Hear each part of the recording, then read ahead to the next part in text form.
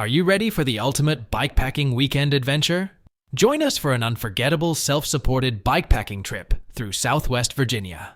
The Grayson Gravel Pie Bikepacking Adventure travels along the Virginia Creeper Trail, the beautiful gravel roads of Grayson County, Virginia, and the New River Trail. All lodging and camping arrangements are included, along with daily routes and guides riding along with you.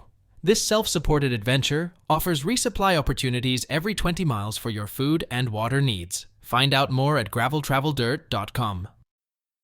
You're listening to Mid-Atlantic Gravel, Travel, and Dirt.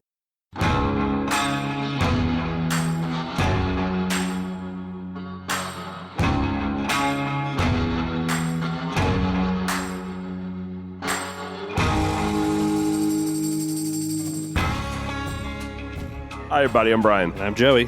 And I'm Jess. And I'm Matt. Everybody, this is episode 206 of Mid-Atlantic Gravel, Travel, and Dirt. If you're new here, this is a podcast where we talk about gravel bikes, adventure biking, bikepacking, bike camping, or just playing bikes. Joining us tonight, our good friend and podcast regular, Matt Hawkins from Ridge Supply, Croatan Buck 50. Welcome, Matt. Hey, thanks for having me, guys. Always good to have you on the program. Always good to hear your voice. If you're on, it means we're in the final countdown to Buck 50. Yep. Yeah. Before we get to some of that good stuff, we've got some great discounts for our loyal listeners on either the Salt Stick website or the JoJ website. When you reach checkout, use the code LOVEYOUBUY, take 20% off all your items. And over at Cutaway USA, use the discount code GTD20, take 20% off your order. I'm going to put the discount codes and the links in the show notes to all of those places. We do not have a crack of the week. Is anybody having a tasty beverage? I had to take out Buterol, so I'm having seltzer. Okay. And Jess, you're out. I'm out. Matt, you got anything tasty? I am having a English breakfast tea. Oh, I love that's my go-to tea. Decaffeinated too, because that's my go-to. Yeah, late night. It's nice and it's there's something about the breakfast, the Irish breakfast tea. And do you ever put any little honey in there? Oh yeah, put a little honey. In fact, I had one this afternoon. My husband makes me 40 ounces of coffee before I leave for work every morning. And my students were like, is that water or coffee? And I was like, this is 40 good ounces of good old quality coffee. And they're like, that can't be good for you. Like, that can't be good for you. I was talking about kidney stones yesterday. That'll get you. That'll get you. Anything going on, Jess or Joey? Anything going on in y'all's world? Well, we rode the mountain bikes this weekend. Yeah, saw that. Good. And I was the only girl for a little bit. Melissa was there for a little bit of the ride. Nice. Which was fun to have another female friend on the ride. I may or may have not gotten lost, and Joey thought I was not well, but I was well. I was just on the other side of the lake, but I was still fine. You want to see how quick I can ride a mountain bike? Like have your wife get lost thinking she's injured. Yeah. Ow. I just went up the wrong side of the mountain, I think. Okay. I don't know, but I was fine. It's about a 50-foot ravine, you know. All the nice people came back looking for me, and I was like, I swore I was in the right spot. So, but we rode the mountain bikes. It was nice. Good. Yeah. Good. Joey, what did you do this week? The shops, we're just way busier than normal. And I think it's because of our decent weather. Yeah. So I'm a little, I want a little bit more of the downtime that I thought I wanted. I hope we don't pay for it in February, and I particularly hope we don't pay for it in March with weather whip around. Well, I was hoping for a 2-hour delay this morning. I was on all my group teacher messages like, oh, are we going to get a delay? Nothing. Well, I know we just had rain, but they could have just sent me like a nice delay. I was up in Pennsylvania last couple of days, and I had snow on the truck. Tuesday morning, it was covered. That's nice. That's nice. I got to see snow. I didn't know if I was going to get to see snow at all this year. Real quickly, since Matt's here, I know I've been going back and forth about a rodeo lab, but I might have a frame coming from Austin to try out. Oh, a brackish frame? Yeah. So real quick, Matt, or an old employee moved out to Bellingham, Washington, and he's been doing some one-off frame, not one-off, but Custom back and frames. forth on a flannel, a titanium. We'll see. Okay. Yeah. Well, is this your bike? Like, are you getting a new bike? Or are you trying out this bike? Like, tell me more, Joey. Getting a new bike. I'm an influencer. You know, I have like 5 people that follow me, so I'll give it a shot. So So you're going to ride this bike and send it back? I don't know, Jessica. I don't know. It's welcome to All right, therapy. if I bought a titanium flammable, that'd be an investment. Okay. The brackish is like, all right, let's see how it rolls. Oh, so you're doing like a... It's 3D titanium printed lugs with carbon tubes from Envy. Mm-hmm. I've seen what he's doing. It's cool stuff. So that's all. Stuff. Yeah. I look at the Flanimal every day. I might like that. So my big news, my rooftop tent finally showed up, and it is, Matt, it is Buck 50 weekend ready. Oh, good. I am going to be camping in style alongside, I think, just about everybody else in the world that is anybody is going to be there for the weekend. I think. I hope so. I think that's the way it goes, right? Isn't that the way it plays out? Yeah. I mean, I'm going to be here, so yeah. I hope your wife gives me a new pair of socks. Is socks the winning prize if I finish? Winning prize. I don't know. You will leave with socks for sure. Jess. Okay, I I'm can very guarantee that. excited. Last year I didn't make the cutoff, so I'm going to move a little bit quicker. Oh, awesome. Yep. You didn't make the second lap cutoff, but Just all kind you weren't lost it like you were the other day. Yeah, and you didn't ride the course backwards. Although I guess you can't really ride this course backwards. No, I like it because it's flat. I Yeah. love flat lands. Yeah. Matt, did you do any riding lately this last week? Yes. Sunday went out on the course with a local group they got a little team together and they're training for it, and course is in great shape, and we had 63 degrees and sunny, so we were in shorts, which was Nice. which is pretty awesome. See, that's what I was talking about. That's what I'm jealous of. Yeah. Joey, you want to jump over Strava Club before we actually dive into Croatan. Yeah, Annie Belita. That sounds familiar from Seattle, Washington, like an old customer. I don't know. Think she knows- 192.1. Lindsay O'Connor from Lexington, Kentucky with 124.1. And excuse me, but this is Cole Ostheim. We're going to go Ostheim from Round the Way, 169. I think we just got played on that one. It's colostomy.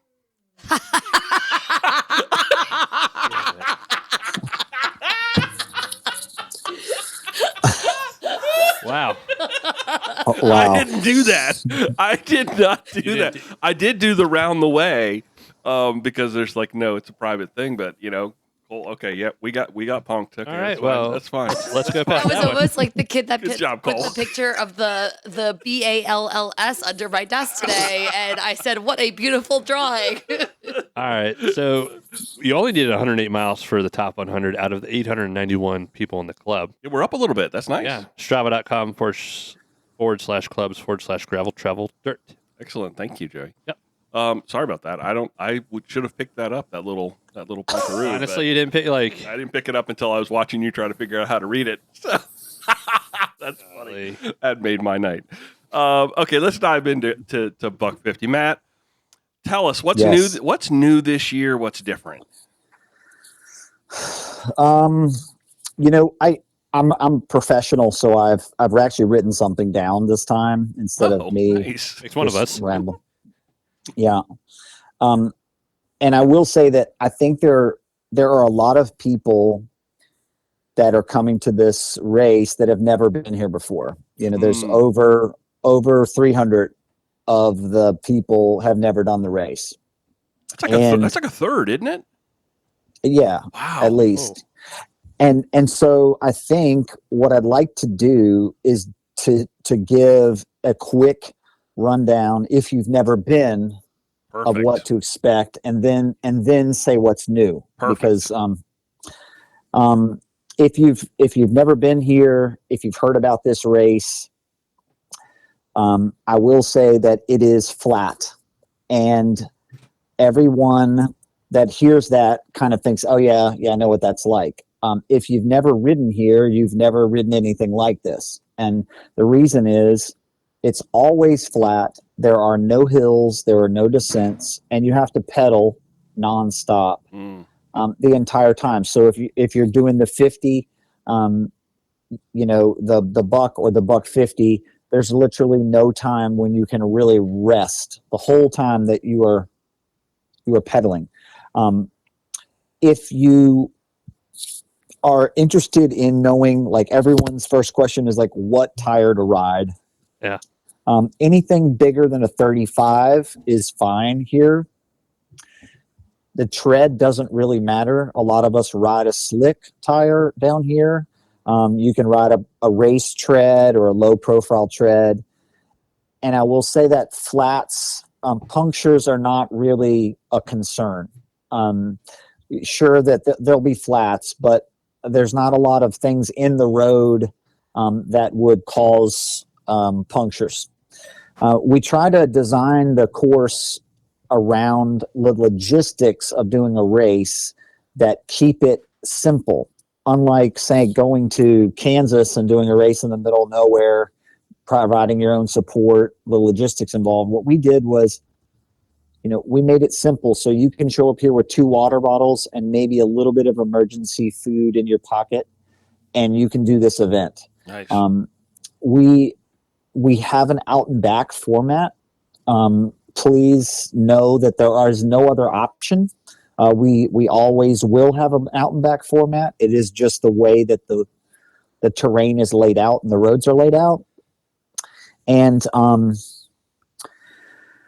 I will say that if you find yourself worried about out and back, or you find yourself worried about two-way traffic, the folks that have come and done this event will tell you that that is actually enjoyable.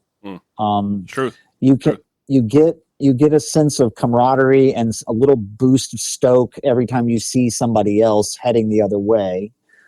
If you're not the fastest people in the race, you eventually get to see the leaders of the race at some point racing, which is kind of a neat feature of the two-way traffic.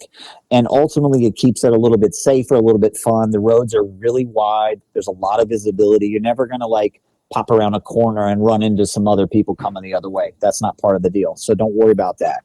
I will say the other thing is, you may hear some horror stories about mud holes or potholes, or if you've heard the old stories of Savage Road, things like that. If you find yourself in a situation where there is a giant mud hole in the road, my recommendation to you is to dismount and walk. And the reason I say that is that ultimately you're going to come at some obstacles on this course at speed with other people. There's going to be a lot of people making bad choices. Yep. The smartest thing to do is to safely just hop off your bike for a second, walk quickly around the obstacle, remount, and keep going. If you don't do that and you go into these mud holes, it's never going to end well. You're going to damage your bike. You're going to ruin your shoes. You're going to ruin your vibe, and ultimately you're not going to go any faster. So there may be times we may get enough rain in between now and March where the mud holes are bigger. And if that's the case, if you find yourself in that situation. So those are my newbie rules, right? So those are my newbie rules. The other thing is, we start and stop this race at a speedway. Imagine it's a giant NASCAR track, but it's tiny. So it's shrunken down, and it's a very unique race environment to start and stop. It provides a lot of facilities in one spot. There's plenty of toilets, there's plenty of food, there's plenty of beverage, there's plenty of space, there's plenty of parking, plenty of camping. You don't have to stress out about all those things. You can drive up to the race, get your stuff ready, ride your bike inside the speedway, start the race and go, and you're good. If you've never been here, we do have camping free on Friday and Saturday night. It's encouraged if you'd like to use it. It's primitive camping, so rooftop tents in the grass, car camping, and we do have spots for RVs, hookups, but you need to contact me to reserve one. That's all the stuff that's the basic stuff. Do you guys have any questions? You all have been here, you've done it. Well, do you have any questions about the basics for a newbie? I just know. I remember the old days of Savage Road with you didn't know. I want to build on top of that. Don't go into a mud puddle, because you don't know whether it's 4 inches deep or 4 feet deep. And I remember watching people at Unpaved on the difference, and they were flying through these puddles, and I'm sitting there going, no way, I'm not doing that, because I know that down there it could end very, very badly. Jess, I think you had a question. So like in the beginning of the race, I kept like calling out like hole, hole, hole, but then I realized that there was too many holes. So I stopped calling them out and I was just like, oh, flat land, like, there's no holes. But are you suggesting like lot 4 to like get off my bike and walk? Sector 4? Sector 4? Whatever. Um, Or is that not no, a mud hole? what I'm suggesting is if you come up upon and you're looking ahead of you and you see just a puddle that's the whole width of the road. Okay. The safest way around it is to get off your bike and walk along the edge of the road and where it's dry and then remount. There will be people that are going to go right through the middle of it because that's just inevitably what they do. But that is not safe and it's going to lead to problems. And if you're not confident in your ability to manage a 6-inch wide piece of mud, as your only option, I always suggest dismounting is what I'm saying. And there are a few spots in Sector 4 that are like that right now. There's like 3 of them. Now, granted, like to say I rode it on Sunday and I did not have to dismount, but that's just what it was like on Sunday is what I'm saying. It may be worse come March and there'll be I'm just more being cautious than I am. Yes. Saying you have to walk. I'll be with you this year, my dear. Some man told me to get lower in my gear because I was in a high gear in lot 4, sector 4. But they told me to go in a lower gear and just like spin. That's correct, right? I should be in the lowest gear and just spin my legs. It's all rider reference at that point. Okay, never mind then. Sorry, Matt. I mean to cut It's you how off. you ride. Yeah. No, yeah. Okay. Yeah, I will say if you're trying to have some rules to go by, stay to your right. Stay out of the middle of the road. Stay to the right shoulder if you can, and that'll be the best line for you. You won't have to worry about oncoming traffic, and ultimately the potholes, if they exist, they're in the middle. So if you stay right to the edge of the road, you have a better chance of not having a pothole. The roads are in very good shape. So there's not a whole lot of potholes this year where there used to be. And there's still sections that are pretty, that they need to be careful, pick a line. Yeah. And I would say, Jess, I wouldn't point out holes or anything to anyone else. And the reason I say that is you're probably more likely to take your hand off the bar and point at something and then crash. And ultimately, like you said, you're going to say hole or point it out 10 million times and eventually people are going to ignore you. So ride your own race and ride your own ride and you'll be doing a service to the people behind you if they're, behind you. Yeah. Ian Boswell's going to, is he, this is not my question. Is someone like Ian Boswell coming back this year? There's some fast guys coming back. Ian was coming and he is actually going to do Cape Epic. Oh, that's right. Yeah. So, a little out of the area with him there. I was just saying someone like that would ride it different than you or me.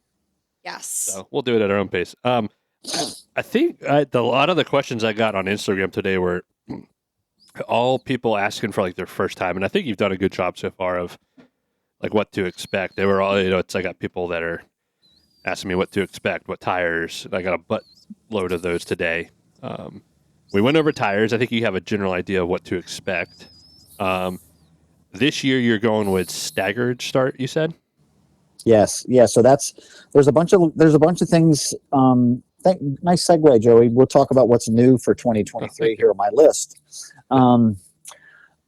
I did tell everyone that we were doing a shortened original lap, the 46-mile lap, and we're going to do 1 lap, 2 laps, 3 laps, and have recently been able to change and go back to the way it was in 2022. So there was a culvert. It's really hard to talk when he's moaning like that. I'm sorry.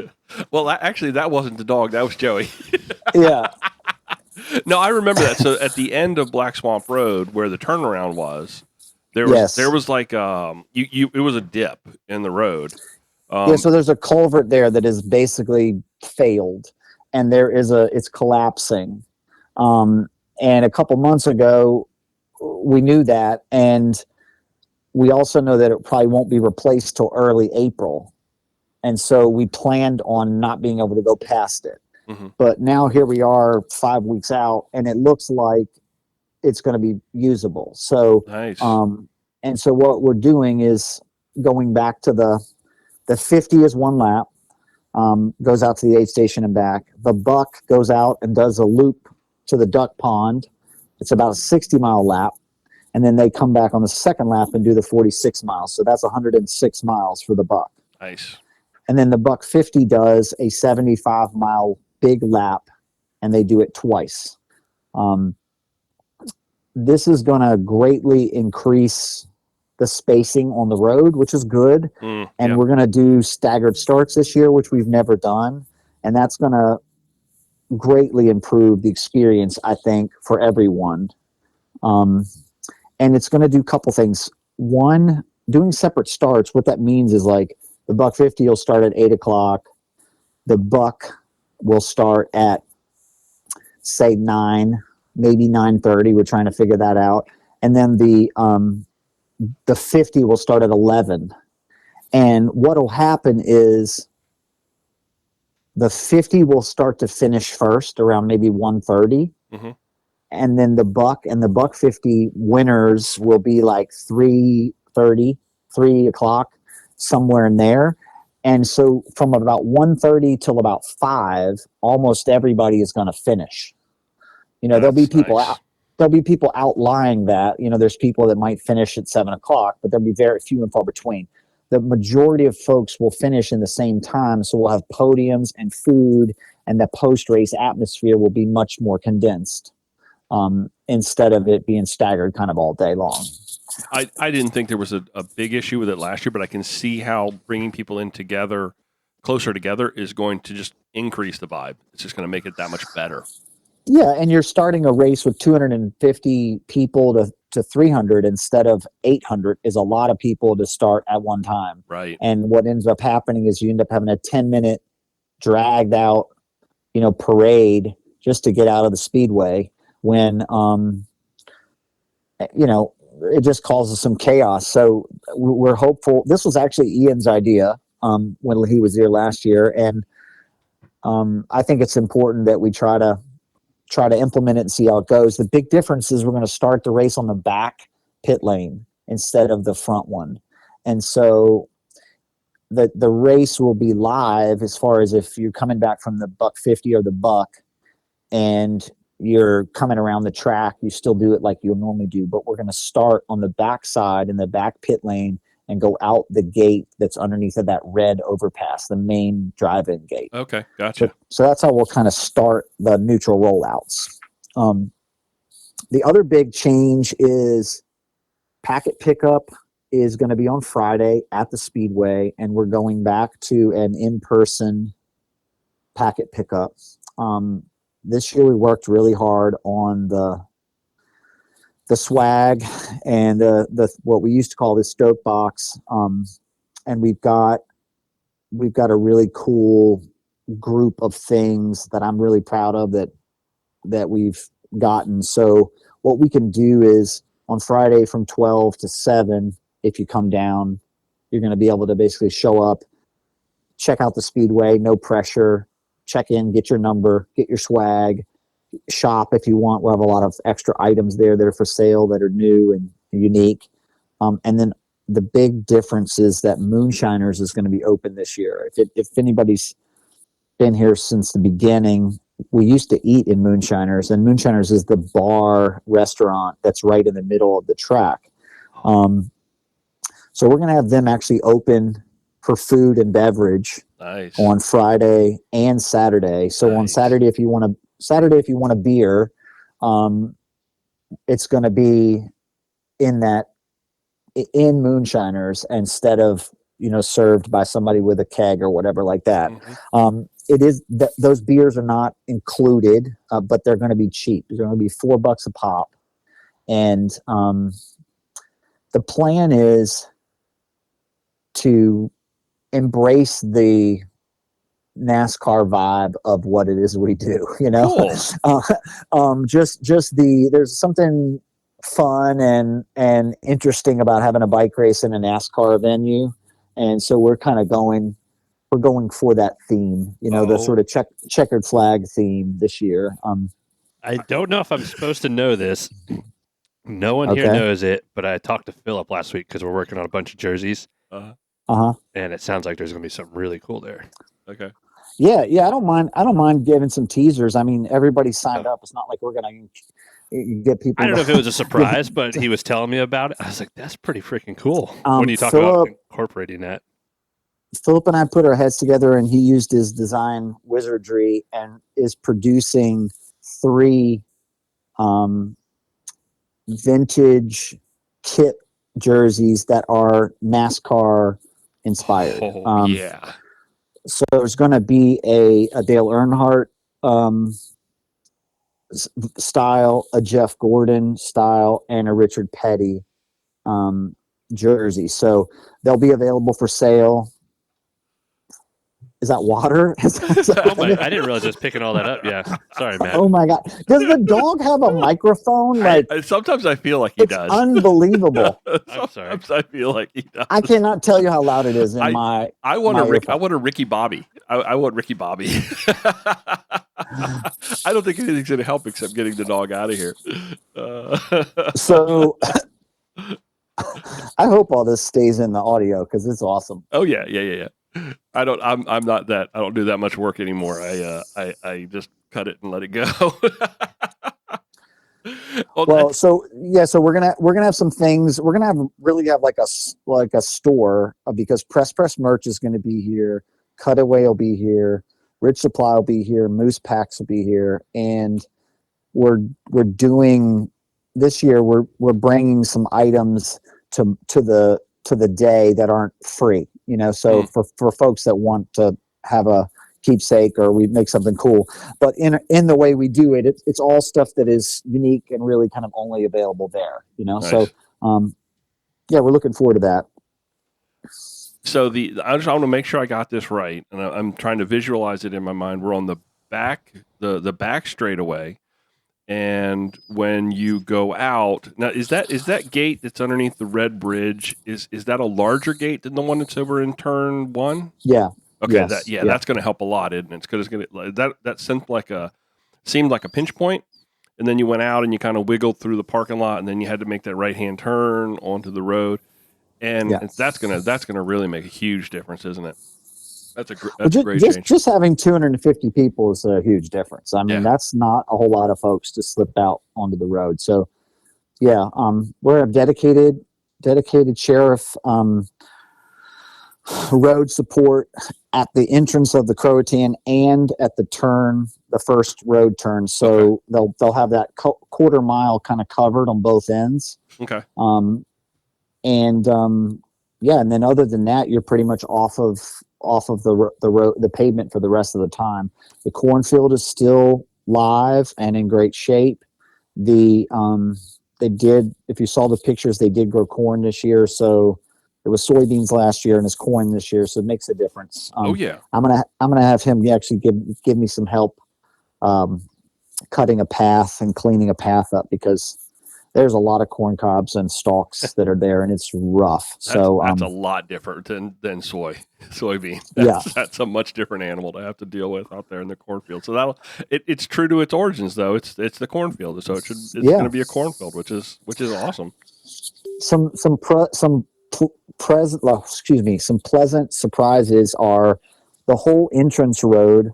It's the 205 infill and Sector 3 are all newly regraded and graveled, and the culvert that was washed out in the middle of Sector 3 is fixed. So basically the first 4 miles of the ride is all like perfect, which is nice. So that's when the race is picking up speed and people are lining it out, and you're not going to have to worry so much about potholes. All that kind of stuff is going to make it a lot better of a start. So people will be able to keep their water bottles.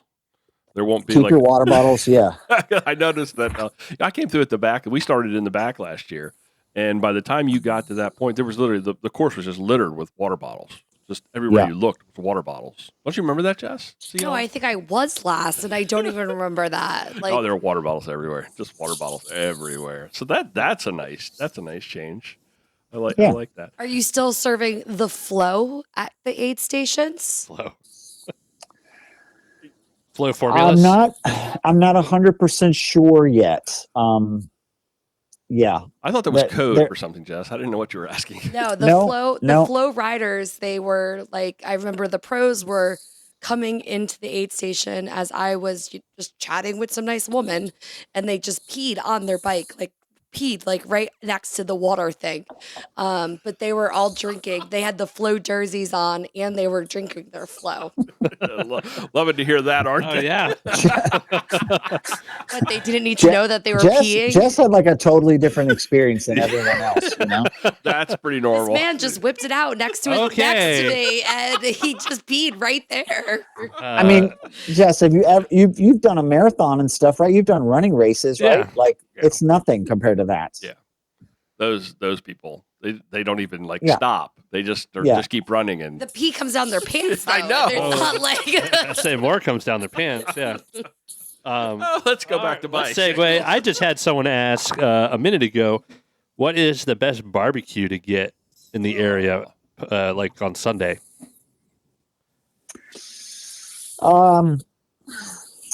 Well, Shepherd's Barbecue on Emerald Isle is a great option. I'm not sure if they'll be open. Obviously, this is kind of still the off season down here, so some places have different hours. Yeah.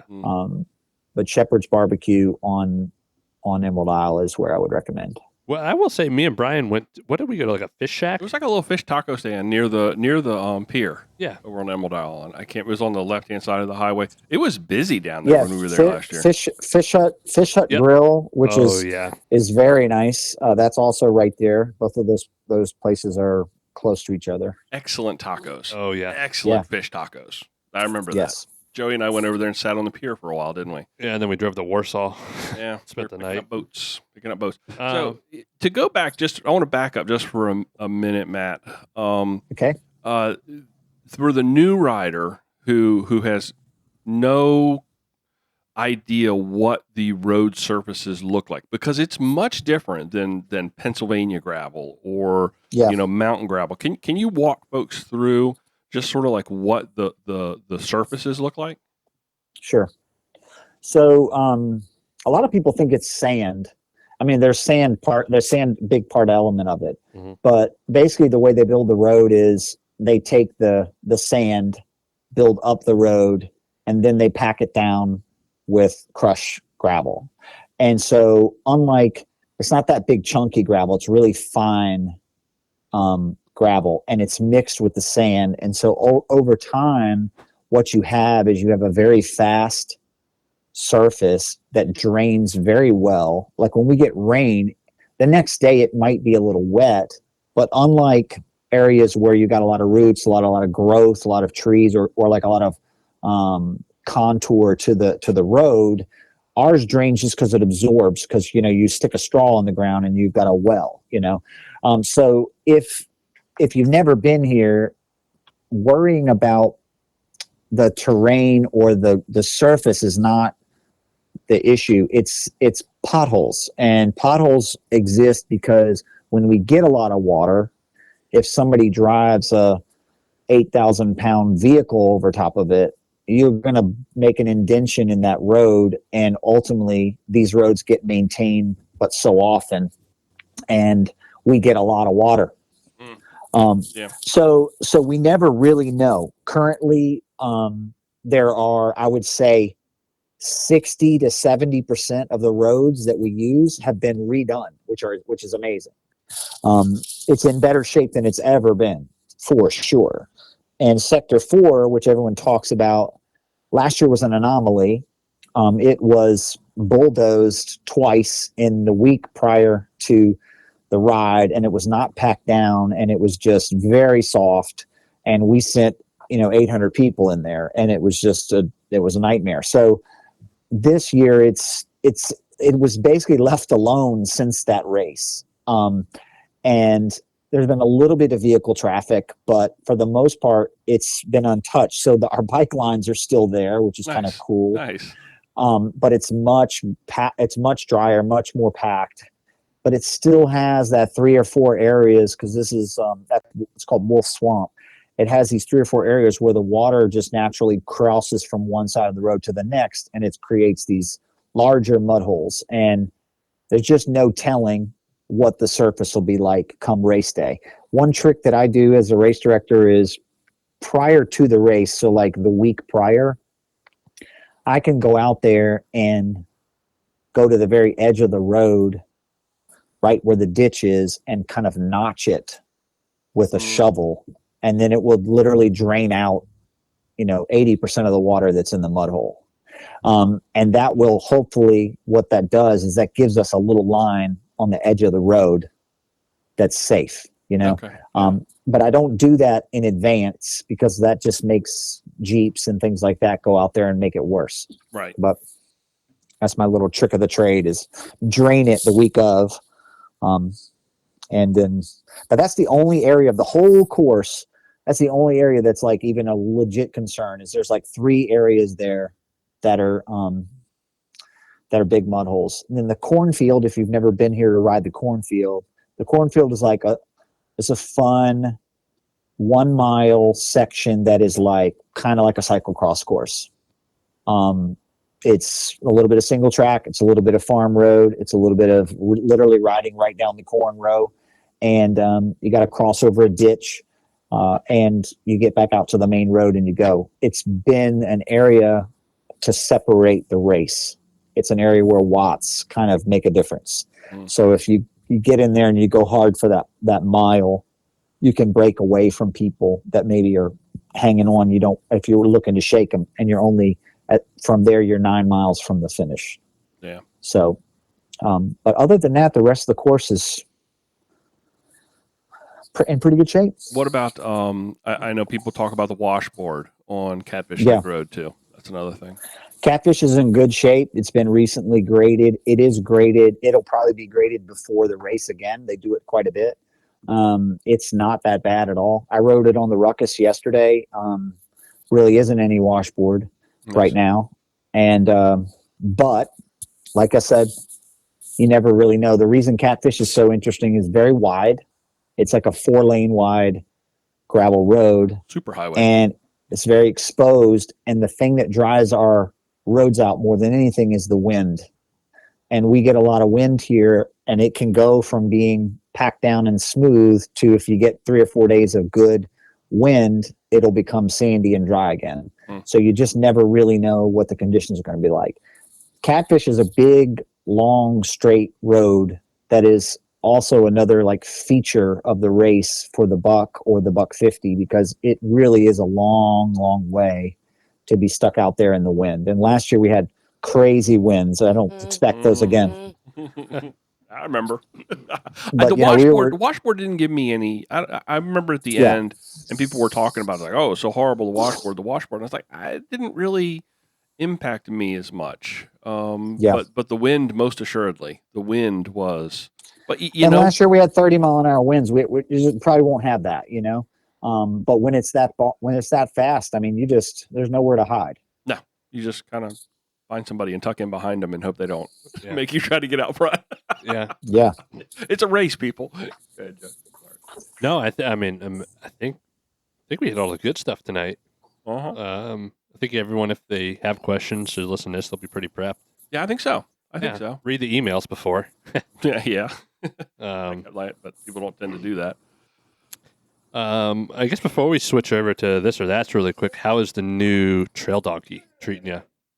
How's the new Trail Donkey? Yeah. Better than Blake. It's amazing. It's amazing. I mean, this is another one of those references, Brian. I'm not really following what you're talking about, but.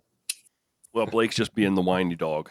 So the Blake the dog. Okay, got it. Hopefully treating you better than Blake. Yeah. Okay, got it. No, the Trail Donkey's really, really impressive. I mean, I've had the 2.1, I had the 3.1, and now this is the first 4.0, and it is like it feels a lot more like my Venge than my previous trail donkey. And I mean that in a good way. Like, it's just so put together. Everything is so clean. There's no rattles. There's no, the way that you can adjust the rear length is super cool because you can shorten it up and have it be more aggressive, or you can slack it out. And I'm kind of riding it in the middle right now. I'm riding a 38 slick on it, and I've got a really big front ring. I've got a 48, tooth front ring on the front, and that makes for fun. I took it back to Virginia and rode some of the steepest stuff I could find, and I could still get up it because I have a 52 in the back. But if I were to take it somewhere and do a lot more climbing, I'd put a 40 on the front, and then I'd be able to, because I'm a big boy.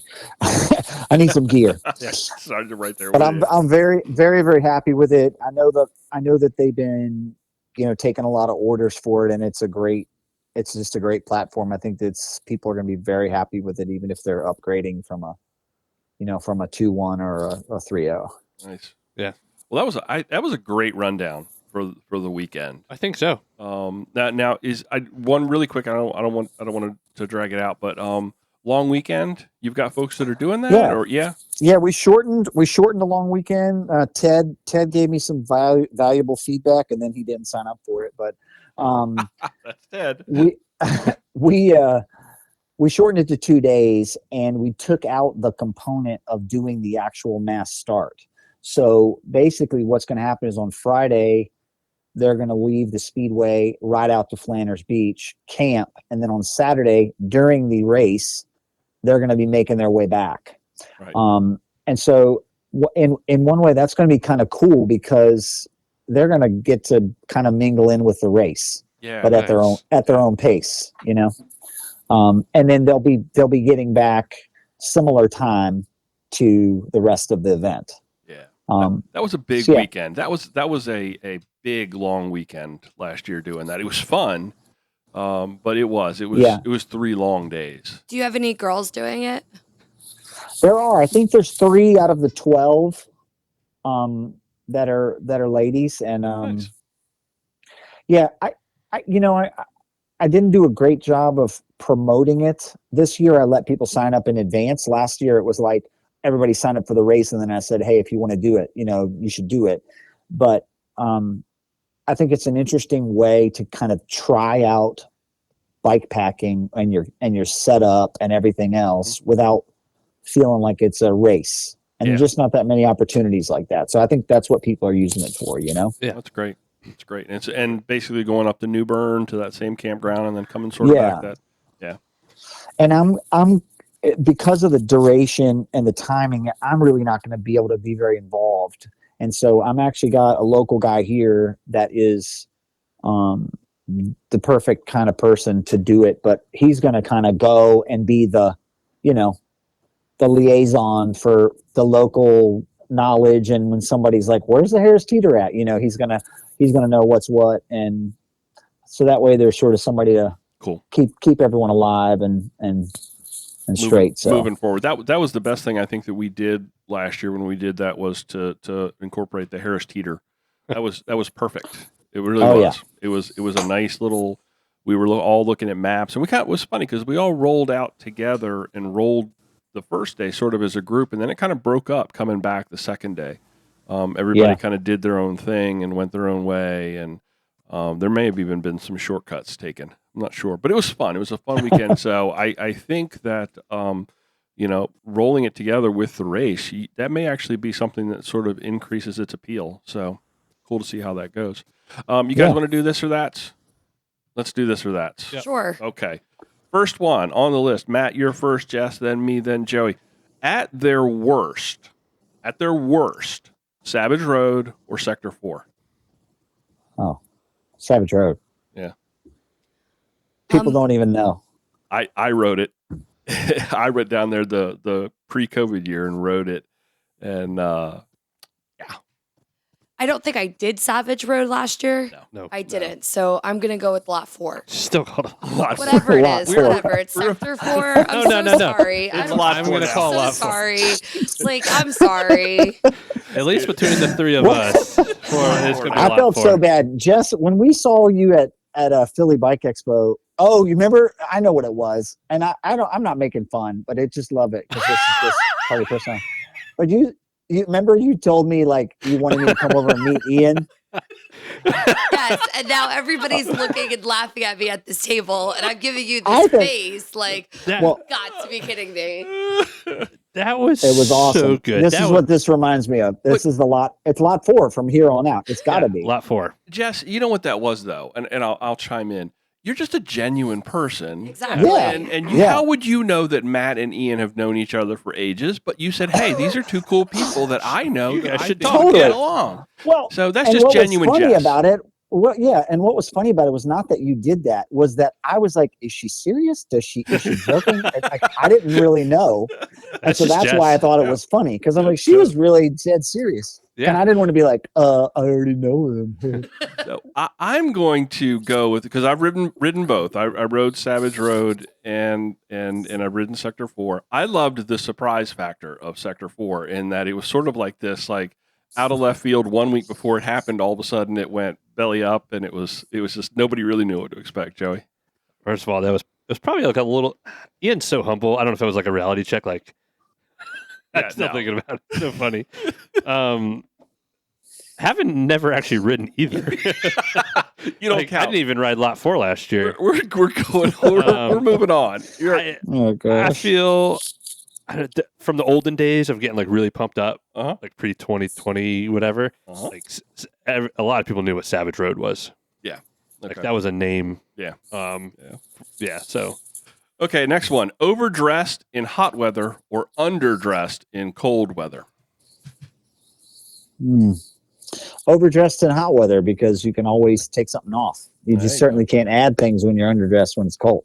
That's an easy call. Jess? Well, Joey's, every time we leave for a bike ride, Joey's like, get this, wear this, wear this. And then I always get there and I'm like, Joey, I'm hot. And he's like, no, wear it. And then I stop and I start putting like layers away. Like I don't need, like, I don't run as cold as other people do. So I don't need as many layers. So you would not want to be overdressed No, at I all. do not like to be toasty. Okay. I like to be very cold. Like even in my classroom, I have no heat on. And the kids are like, it's cold. I'm like, sucks to suck. Like, sorry. I am going to agree with you, Matt. You can always No. pull layers off. Nope. Joey? Wrong. That's the right answer? Okay. That's the right yeah. answer. Well, Jess always asks me what's the weather like, so I'm dressing her like. Also, like, the moral of the story is don't listen to Joey. Truth. You know, that's Oh, basically always. Oh, yeah, that's Truth. No, I always listen to Joey. I tell my employees that all the time. Which would you rather give up, French fries or onion rings? Oh, onion rings. Same. I love French fries. Yeah, I could give up onion rings all day long because I- it's a crapshoot with the onion ring. You never know if you're getting like the frozen stuff or you're getting actually like what would be considered a good onion ring. Joey, which one would you give up? I love a very good onion ring, so Yeah. I'd probably give up French fries. You would give up French fries. Fresh cut. Last night, hand-cut Joey French had fries? Ooh. Nope. Last night, Joey had chicken nuggets and onion rings for Chicken dinner. tenders. Nice. He had that and Dr. Pepper. Joey's over here threatening the dog with the fire. Joey Jr. Joey Jr. sounds like one of my kids. Last one in the list, and I throw this in here because it's been in the news. Fake Fireball or alcohol-infused ranch dressing. What? Ugh. Yeah, What? fake Fireball was in the news. I know, but alcohol infused. That was your idea. Hard pass on both. On yeah. both. I'm going same. I don't like no. I mean, I Okay. like alcohol. I drink one alcoholic drink a year, but I don't need alcohol in my ranch, and I don't need Fireball. Roger. How dare you bring Jess and I down like this, Ron? I'm so I Ryan? know, This is right? not fair. This is a terrible question. I would go There's with children listening. it was Joey's. Joey's questions up. I'm throwing you under the bus on this one. I'd go with the fake Fireball because it's cinnamon and it's tasty. It's nasty. Who would want alcohol infused I don't ranch? know dressing? if I said alcohol infused ranch, but yeah. Anyway, Yeah, who's that guy? Basically, where we live, Matt, there's a lot of. It's probably everywhere. We play a Fireball game every time he's on a ride and see Fireball. Mm-hmm. But now that we know all It's these little very common fireballs, here. yeah, we get a lot of it. Yeah. So. The kids drink them, and that's bad. Yeah. Do you have any like whoopie pie desserts at your event? Like, is there a post-ride treat? Ooh. A post-ride treat, no, but there is a catered meal. Oh, But, okay. yeah. Moonshiners. Do you have crumble cookie by you? Nope. Oh, come on. We're not leaving. I have a rooftop tent. I'm not leaving my car. Like, I mean, Jess, drive. I will say, like, I would encourage you to bring whatever it is that you find to be a Yes. post-ride treat, Okay. Yeah. because you'll be able to control your own Yes. environment rather than wait for me to decide what you want to eat for your post-ride dessert. So I say this over and over and over again. Matt, what you do down there at Croatan Buck 50 with 2 nights of camping included in your freight, and the swag bag that's probably worth retail much more than the cost of entry, you're giving away a treat. You get to hang out with already. people. So yeah, it's I will bring my friend Matt some crumble. there you go. There you go. Have you ever had it? It's really good. I'm looking forward to it. Yes. Oh, Joey, we love crumble casing parties. And I'm going to, Jess, I'm going to introduce you to everybody I know when you're here, too. Yes. Excellent. All right. Every single person. Anybody got anything else before we shut this thing down? No, I'm Lot 4 awaits. lot 4. Yeah. Right on. Thanks, everybody, for listening to this episode of Mid-Atlantic Gravel, Travel, and Dirt. Thank you, Matt, for joining us. If you've enjoyed the podcast, maybe consider joining our Patreon family. Joey, how can folks get in touch with us? Our website's graveltraveldirt.com. Our Instagram is at MidAtlanticGTD. If you haven't heard of Matt, Ridge Supply, or Croatan, and you've never listened to our episode before, I'm sorry.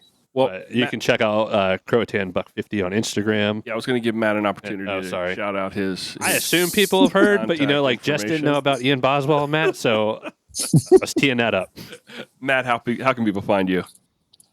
I am at Ridge Supply on Instagram, ridgesupply.com, and croatanbuck50.com on the World Wide Webs. Right on. And we're here in Cedar Point, North Carolina, which is at the coast on the ocean. And Right on. we look forward to seeing you March 18th. Mid-Atlantic Gravel, Travel, and Dirt is recorded this week from right here in Loud Blake's kitchen, all the way down to beautiful coastal North Carolina. Thanks for riding along, everybody. Until next time, do good, be nice, go slow, respect others. Love you, bye. Love you. Bye. Love you, bye.